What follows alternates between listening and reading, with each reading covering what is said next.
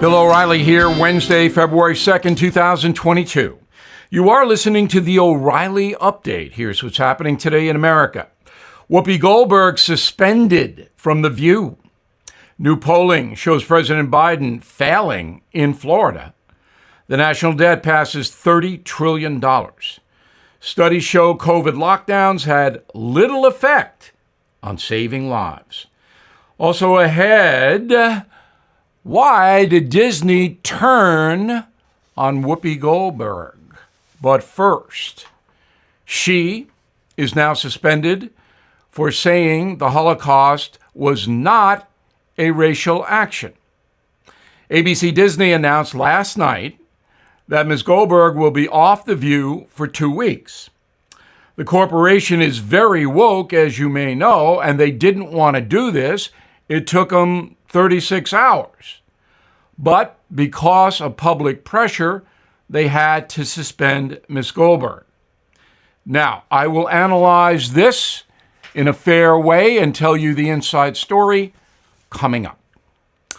A new poll from USA Today shows Joe Biden failing in the Sunshine State. 39% there approve of the president's job performance, 53% disapprove. The survey shows Mr. Biden losing ground to both Donald Trump and Governor DeSantis in Florida, should they both run for president. Mr. Biden also trailing Hillary Clinton in a hypothetical contest. Ms. Clinton would beat Biden 46-43. America's national debt passing $30 trillion for the first time, the figure surging $7 trillion since COVID arrived in early 2020. President Biden's initial spending to slow the contagion has now topped $2 trillion. That's double Ronald Reagan's entire federal budget back in 1981. Even without the virus, the federal government typically adds $900 billion to the debt every year. A study from Johns Hopkins University says COVID lockdowns had little effect in saving lives. Shutdown orders lowered the contagion's death rate by just 0.2% compared to places that remained open. Say the researchers, quote, "We find no evidence that lockdowns, school closures, border closures, and limited gatherings had a noticeable effect on COVID mortality," unquote. In a moment, Whoopi Goldberg. Folks, everything's getting more expensive. We're in the biggest economic crisis since 2008, with a government that is spending out of control. Consumer prices the highest we've seen in 30 years. Inflation is here. So while paper money could eventually decline in value, you must consider real tangible things that will always maintain their value. How do you protect your money, your retirement, your savings? With American Hartford Gold. They will show you how to hedge your hard-earned savings against inflation by diversifying a portion of your portfolio into physical gold and silver. So please give them a call, and they'll have physical gold and silver delivered right to your door or put inside your IRA or 401k. Please tell them Bill O'Reilly sent you, and you may get up to $1,500 of free silver on your first order. Call 877-444-GOLD, 877-444-GOLD, or text GOLD to 65532.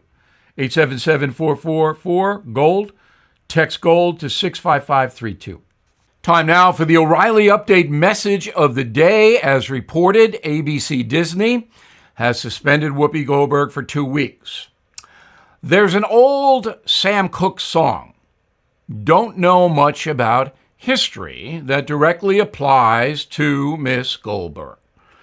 On Monday, she told the people that watch The View, a primarily left-wing audience, that the Holocaust was not a racial action, but one of, quote, man's inhumanity to man, unquote.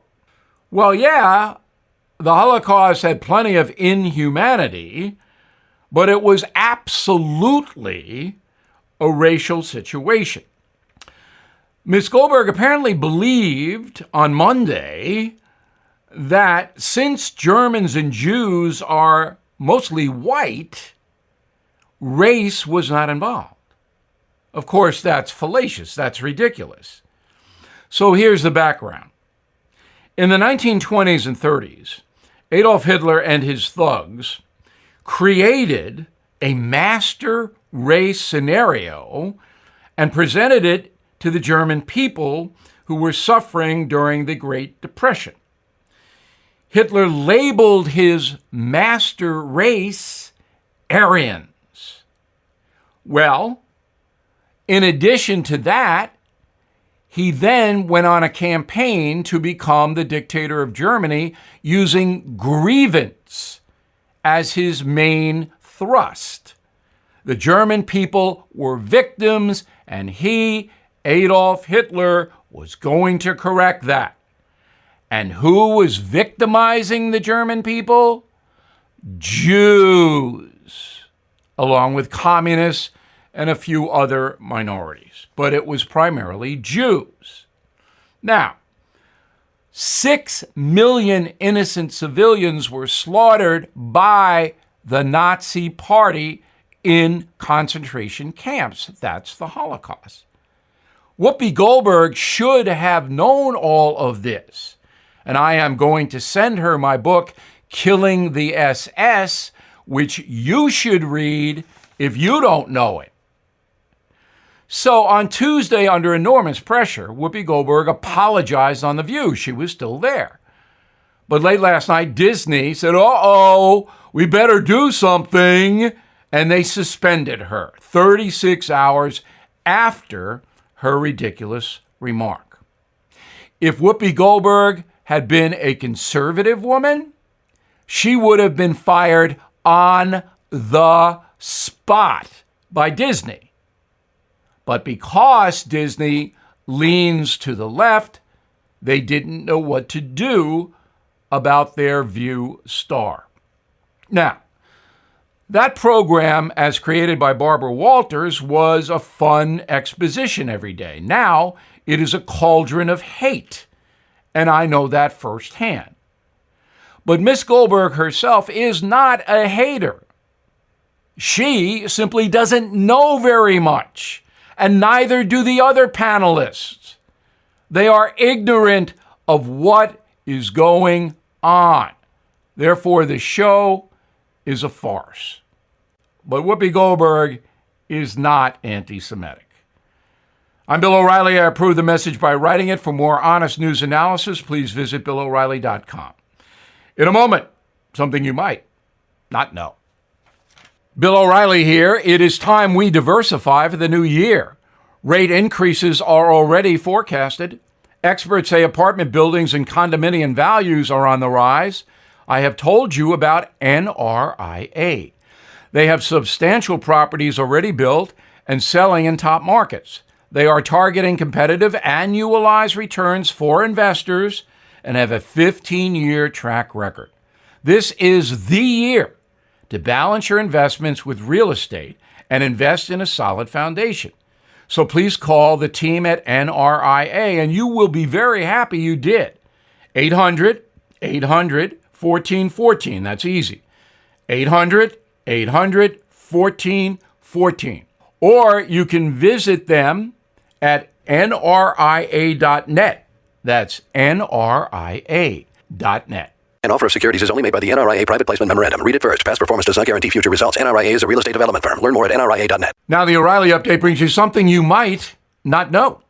It is officially Groundhog Day in America, a bizarre tradition that dates back 135 years. Here is the story. Groundhog Day has its roots in an ancient Christian festival. In early February, free candles were distributed at churches across Ireland to help families light their homes for the remainder of winter. The Irish believed they could foresee the future based on how the candles burned. Germans expanded the concept by selecting an animal, the lowly hedgehog, as a means of predicting the arrival of spring. After landing in North America, Bavarian settlers continued the tradition. Hedgehogs, though, were hard to find, but groundhogs were all over the place in Pennsylvania. The reclusive animal typically goes into hibernation each fall, then emerges from its burrow when warm weather returns. In 1887, a Pennsylvania newspaper editor conjured up a tale to entice tourists to the region. He claimed that Phil, a local groundhog, was America's only true weather forecasting animal. On February 2nd, Phil made his first public appearance to hundreds of spectators. After emerging from his hole, the rodent saw its shadow, and that informed the town it must endure another 6 weeks of winter. The holiday then became widely celebrated throughout the 20th century before losing some momentum by the end of the 1980s. However, in 1993, Bill Murray starred in a movie called Groundhog Day, and it became a smash hit, revitalizing Phil and the tradition. The concept took on a new meaning in pop culture, signifying something that repeats over and over. Today, Groundhog Day is celebrated throughout Canada and America. Other weather-predicting rodents, including Dunkirk Dave in New York, Buckeyed Chuck in Ohio, and General Beauregard Lee in Georgia. A Confederate. And here's something else you might not know. The groundhogs have a terrible record when it comes to actually predicting the weather. According to Farmer's Almanac, the rodents have a 39% success rate. Back after this. The COVID pandemic has shined a light on the biotech industry and how it can benefit our health. My go-to tech expert, Jeff Brown, angel investor and editor of Brownstone Research, tells me the biotech sector is seeing accelerated growth in therapeutic and tech development. Yet the sector is undervalued. So even with the volatility in the economy, Jeff is bullish about biotech in 2022. His newsletters at Brownstone Research will educate you on how the latest technology affects our lives and how to profit from it. It is important to have an independent expert who is accountable only to you, helping to grow your 401k and retirement savings. Get help preserving your wealth. Sign up for Jeff's newsletter today. Please go to jeffbrowntech.com. jeffbrowntech.com. jeffbrowntech.com. Thank you for listening to the O'Reilly Update. I am Bill O'Reilly. No spin, just facts, and always looking out for you.